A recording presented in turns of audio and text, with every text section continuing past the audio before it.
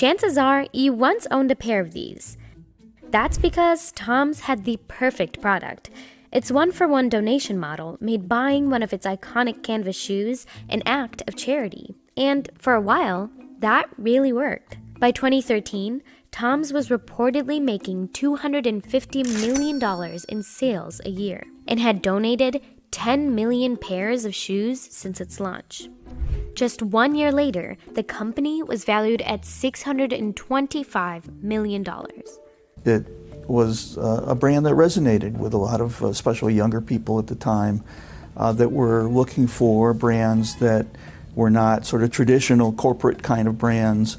Entrepreneur Blake Mycoskie started the company in 2006 because he wanted to give back. Yeah, Blake, not Tom. There was never actually a Tom behind Tom's Shoes. The company was originally named Shoes for Tomorrow, then Tomorrow Shoes, and then shortened to Tom's.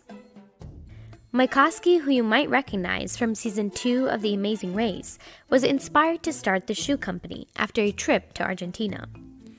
The story goes that Mycoskie wanted to help all the kids he saw without shoes. And while he was there, a shoe design caught his eye: the Alpargata. Comfortable and affordable, the Alpargata is an everyday shoe for many Argentinians. A local shoemaker helped make an updated version for Tom's and came up with the buy one, give one model. Soon, the shoe was everywhere. It got some publicity and just grew very rapidly. It had a huge amount of demand at the beginning. Hollywood stars started wearing the shoes, and there's all this buzz around the shoe, and it grew into what it is today. And Tom's slip-on canvas shoes became synonymous with the brand, turning into what marketing pros call a hero product. A hero product is a product that is the archetypal brand, all right, for a company, the one that's the most successful that people think of when you think of the company. So, for example, like Nike, it could be Air Jordans. For Porsche, it might be the 911. It's like how when you see Hermes, you think of the Birkin bag, or associate Heinz with ketchup. For Tom's, it was the original shoe, based on the Alpargata. And paired with its charitable giving model, Tom's seemed unstoppable.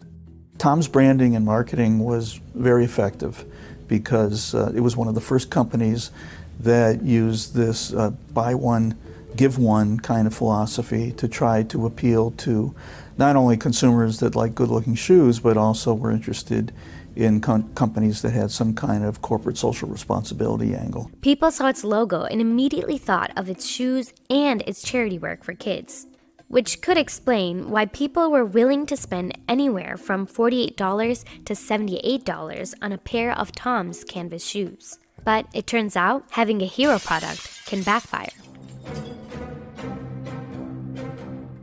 The hero product for Tom's shoes is the Alpargata variant or model of the shoes, and they relied on that one model too long. The hero product can become stale at some point if it's not rejuvenated. Not to mention, Tom's slip-on shoe design was easy to copy, so competitors did. And they sold them for much cheaper. Skechers even named its version Bob's and donated 2 pairs of shoes for every pair sold. All this made consumers question whether Tom's was even worth the price.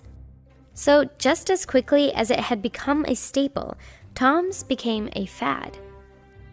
Even though Tom's had expanded its product line, people just couldn't see beyond its original canvas shoe. And while Tom's shoe donation program had been innovative and interesting when it launched, it became almost mainstream, copied by so many other brands. People also started questioning whether Tom's shoe donations were actually helping anyone, something that Tom's had contacted an outside research team about looking into back in 2010. The research team found that the program actually wasn't that significant. Tom's was really quick to take the results of the study into consideration, so that they talked to us about giving away the shoes as a reward for school attendance, so kids actually feel like they earn them, and they began to develop more alternative kinds of shoes that would last longer. And Tom's continued to grow its giving program to be more effective. In 2011, Tom's expanded its brand to include sunglasses.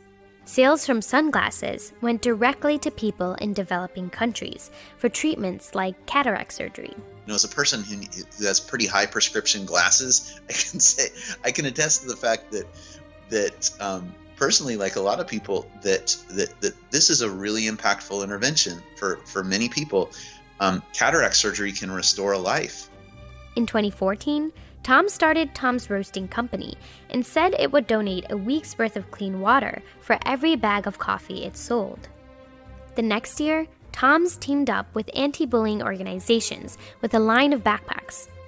But despite all these changes, when most people saw Tom's, they only thought of its original product and program. So Tom's had a hard time growing beyond its hero product, and its sales struggled. The company had a harder time regaining control over its business because it had relied so much on wholesale when it first started out.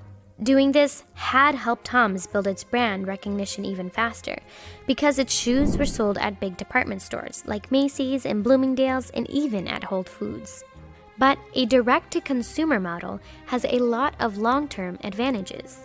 You have more control over your marketing and inventory, and most importantly, over prices. All this can help you control your profit margins. Something that's kind of important when your sales are starting to slump. But instead, Tom's didn't pivot its business model as quickly or strongly as it should have, and its outlook continued to decline in 2019. Tom's had a $300 million loan due in 2020, and credit rating agencies expected it wouldn't be able to pay up. So, is this the end for Tom's? Well, in late 2019, a group of Tom's creditors officially took over the company from Bain Capital and Blake Mycoskie in exchange for debt relief. When Business Insider reached out to Tom's, a representative said that, quote, the new owners support Tom's future growth and are investing $35 million into the company, unquote. So Tom's is definitely looking to rebuild itself. But is there a place for it? Tom's biggest obstacle right now is just the fact that there is so much competition in the shoe business, and some brands have in fact gone bankrupt. I mean, if you look at brands like Rockport, right, which is a well-known brand, take a look at Payless Shoes, which is a retailer. There's just a lot of competition in this market, and very difficult to make a sustainable business. So what should Tom's do? I think the smartest strategy for Tom's right now actually is to focus less on the corporate social responsibility angle and focus more on product. I think they need to develop more product varieties, styles, colors that consumers want to buy, and I think that's the area they should focus on. And Weiner says there's something else Tom's needs to work on. A lot of successful brands that started as direct-to-consumer, like Warby Parker, like a Casper, like others, Bonobos, for example, started only direct-to-consumer, went to retail, gave their customers a chance to, again, experience the brand.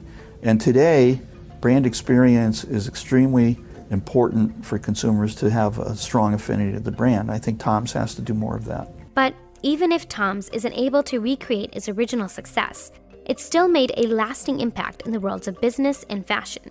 Brands having a social mission might be commonplace today, but Tom's was the one that made it mainstream. And despite everything, Tom's might still be the best at it. In November 2019, Tom's announced that it would be evolving its one-for-one giving model. Tom's will now be donating $1 for every $3 it makes. According to the company, this creates a more flexible and sustainable way of giving. So I think Tom's is a learning organization, and when it comes to development and poverty interventions, trust me, we're all learning, and that's the key. So who knows? With the right product, Tom's could be the next big thing again.